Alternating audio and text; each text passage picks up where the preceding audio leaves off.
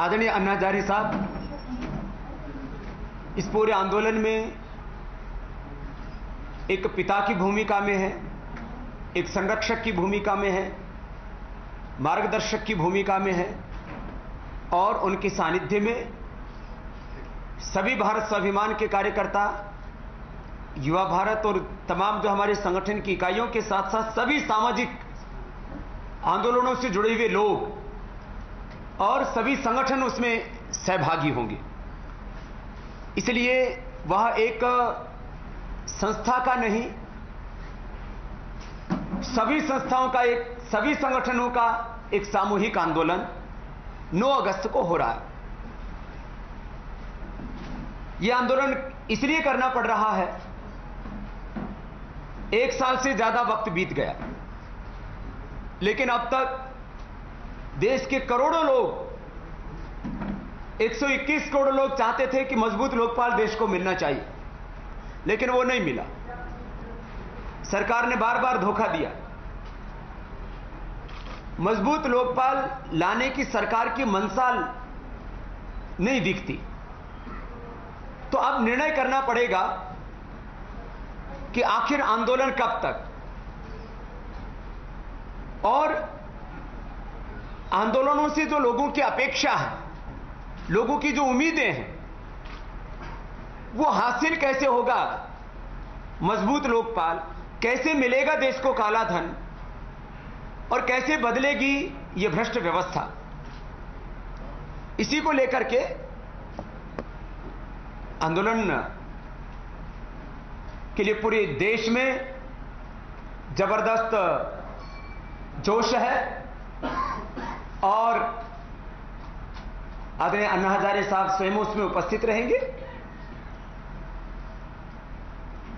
और मैं इतना ही कह सकता हूं अभी तो, क्योंकि निर्णय तो 9 तारीख को होना है, कि अब आंदोलन के बाद अब क्या।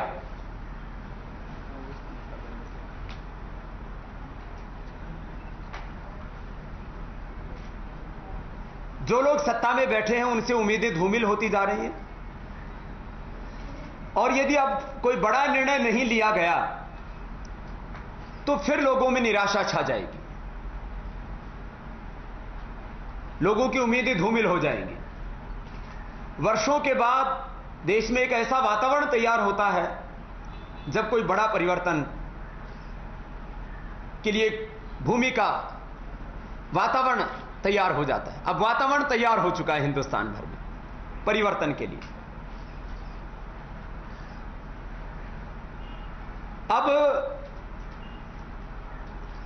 यदि आंदोलन सत्ता और व्यवस्था को बदलने में, क्योंकि वर्तमान सत्ता से इसकी उम्मीद नहीं, तो यदि आंदोलन सत्ता परिवर्तन और व्यवस्था परिवर्तन में सक्षम हो पाता है तो इस देश के किसानों को, इस देश के जवानों को, हिंदू मुसलमानों को, 121 करोड़ लोगों का उनका हक मिल पाता, उनको आर्थिक और सामाजिक न्याय मिल पाएगा।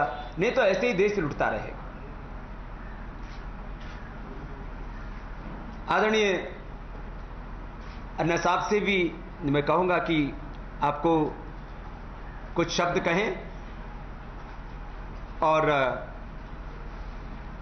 कालाधन को वापस लाने की प्रक्रियाएं जो हमने बताई सरकार को, चाहे वो आर्थिक नीतियों को लेकर के,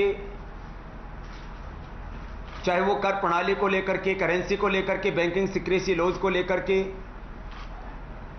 तमाम तरह के हवाला और वो सारी चीजें, घोटाला जिनसे काला धन जमा होता है। यहां तक कि हमने कहा कि आप एफडीआई के अंदर ही जो काला धन आया है उसका पता लगाने के लिए आप उसका सोर्स बता दीजिए, लेकिन सरकार ने ऐसा कुछ भी नहीं किया, क्योंकि करीब एफडीआई में 80% काला धन है और 20 लाख करोड़ रुपए एफडीआई के माध्यम से हिंदुस्तान में आया है। करीब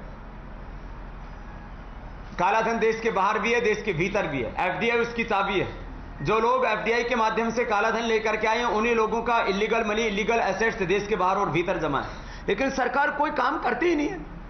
पता नहीं क्यों, क्या दिक्कत है, क्या उसका ही काला धन है? उसको डर क्यों लगता है? मजबूत लोकपाल बनाने से उसको डर क्यों लगता है? शायद इसलिए कि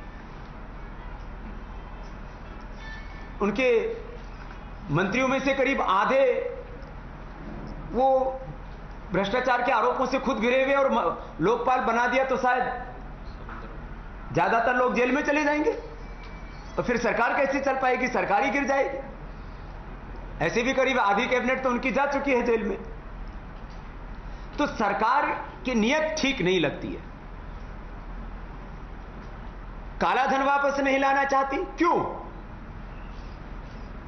भ्रष्टाचार को मिटाने के लिए मजबूत लोकपाल नहीं बनाना चाहती, क्यों? हम लैंड एक्विजिशन एक्ट को खत्म करने की बात करते हैं, छठा वेतन आयोग बन गया, लेकिन किसान आय आयोग की बात करते हैं, तो उसके ऊपर सरकार कार्रवाई क्यों नहीं करती? ऐसे ही तमाम प्रश्न हैं। अब इनका उत्तर ढूंढा जाएगा 9 अगस्त को। आदरणीय अन्ना हजारे साहब, कुछ दोष